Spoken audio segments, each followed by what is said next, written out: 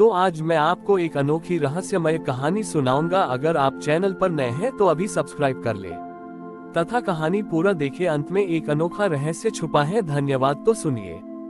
बहुत पुरानी बात है। हिमालय के एक सुदूर अंचल में छाया नाम का एक गांव था।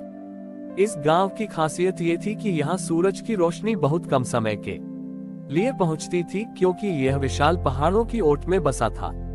वहाँ शशांक नाम का एक युवक रहता था, जो गांव का समय रक्षक था।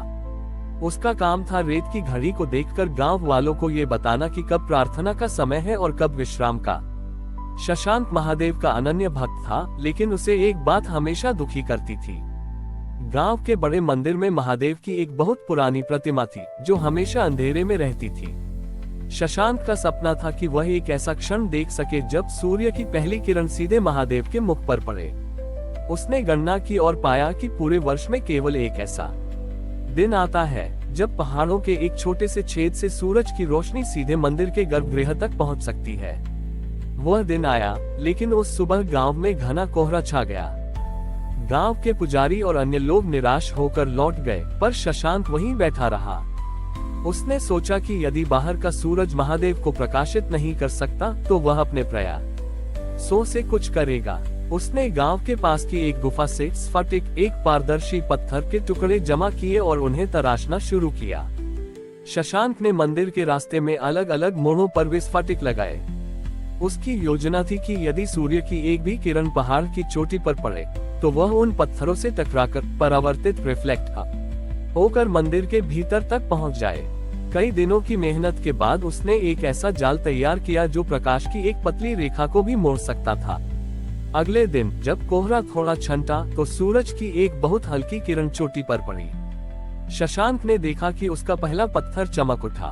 प्रकाश एक पत्थर से दूसरे से तीसरे पर गया और तब वह दिव्य किरण मंदिर के अंधेरे गर्भगृह में प्रवेश कर गई। लेकिन जैसे ही प्रकाश महादेव की प्रतिमा तक पहुंचा, वह रुक गया। शशांक ने देखा कि आखिरी स्फटिक और प्रतिमा के बीच में एक छोटा सा पक्षी अपने टूटे हुए पंख के साथ गिरा पड़ा था। वह किरण उस पक्षी की आंखों में चुभ रही थी और वह दर्द से फड़फड़ा रहा था। शशांक के पास दो विकल्प थे। या तो वह उस प्रकाश का आनंद ले जो उसने बड़ी मुश्किल से महादेव के मुख तक पहुंचाया था, या फिर वह उस पक्षी को वहां से हटाकर उसकी रक्षा करे, जिससे वह प्रकाश की रेखा टूट जाती। शशांक ने बिना सोचे अपना हाथ आगे बढ़ाया और उस घायल पक्षी को गोद में उठा लिया। उसके हाथ की छाया से महादेव की प्रतिमा पर फिर से अंधेरा छा गया। तभी एक चमत्कार हुआ।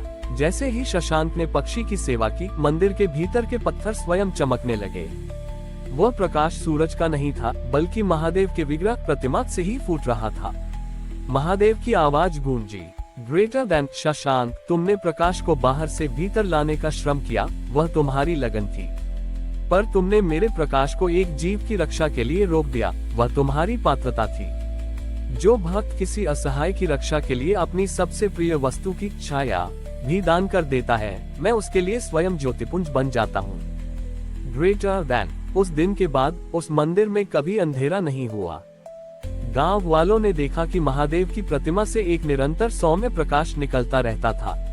शशांक ने दुनिया को सिखाया कि धर्म केवल गणनाओं और अनुष्ठानों में नहीं है, बल्कि उस छाया में भी है जो हम किसी तपते हुए जीव को प्रदान करते हैं। उस मंदिर से निकलने वाला दिव्य प्रकाश केवल छाया गांव तक सीमित नहीं रहा। धीरे धीरे इसकी चर्चा दूर दराज के राज्यों तक पहुंच गई। लोग ये देखने आने लगे कि बिना किसी दीपक या मशाल के एक पत्थर की प्रतिमा से प्रकाश कैसे निकल सकता है। इस ख्याति के साथ ही गांव में एक नया संकट भी आया। पड़ोसी राज्य का एक शक्तिशाली सेनापति, जिसका नाम विक्रांत था, उस दिव्य प्रकाश को अपने वश में करने की इच्छा लेकर वहां पहुंचा। विक्रांत का मानना था कि यह प्रकाश किसी कीमती रत्न की वजह से है जो प्रतिमा के भीतर छिपा है। उसने मंदिर में प्रवेश किया और शशांक को आदेश दिया, इस पत्थर को तोड़ दो और वह रत्न मुझे सौंप दो जो इस प्रकाश का स्रोत है। मैं इससे अपने महल की शोभा बनाऊंगा। शशांक ने नम्रता से कहा, सेनापति, ये प्रकाश किसी रत्न का नहीं, बल्कि महादेव की करुणा का है। इसे कोई लेकर नहीं जा सकता, इसे केवल महसूस किया जा सकता है। विक्रांत ने उपहास किया और अपनी तलवार से प्रतिमा पर प्रहार करने के लिए हाथ उठाया। जैसे ही तलवार हवा में लहराए। मंदिर का वह प्रकाश अचानक लुप्त हो गया और वहां गहरा अंधेरा छा गया। उस अंधेरे में सेनापति और उसके सैनिक अपनी ही परछाइयों से डरने लगे। उन्हें ऐसा महसूस हुआ जैसे वे किसी गहरी खाई में गिर रहे हों। तभी शशांक ने वही घायल पक्षी, जो अब ठीक हो चुका था, अपने हाथों में लिया और महादेव के सामने घुटनों पर बैठ गया। शशांक ने कोई मंत्र नहीं पढ़ा, बस शांत भाव से अपनी आंखें बंद कर ली। देखते ही देखते शशांक के शरीर से एक धीमी सुनहरी आभा निकलने लगी। वह प्रकाश अब पत्थर की प्रतिमा से नहीं, बल्कि एक जीते जागते मनुष्य के भीतर से आ रहा था। महादेव की गूंजती हुई ध्वनि फिर से सुनाई दी। ग्रेटर देन मनुष्य की बुद्धि पत्थर में प्रकाश ढूंढती है, जबकि मेरा वास्तविक प्रकाश सद्भाव में है। जब तक हृदय में सेवा का भाव है, मैं ज्योति हूँ। जब हृदय में अहंकार आता है, मैं ही अंधकार हूँ। Greater than. सेनापति विक्रांत का घमंड चूर चूर हो गया। उसे समझ आया कि वह जिसे लूटने आया था, वह कोई वस्तु नहीं बल्कि एक अवस्था थी। उसने अपनी तलवार त्याग दी और वही महादेव का सेवक बन गया। शशांक ने उस दिन एक बड़ी बात सिखाई कि मंदिर केवल पत्थर की दीवारें नहीं होती, बल्कि वह स्थान होता है जहां मनुष्य अपने स्वयं को मिटाकर सर्व के लिए जीता है। छाया गांव का नाम बदलकर अब ज्योतिग्राम रख दिया गया।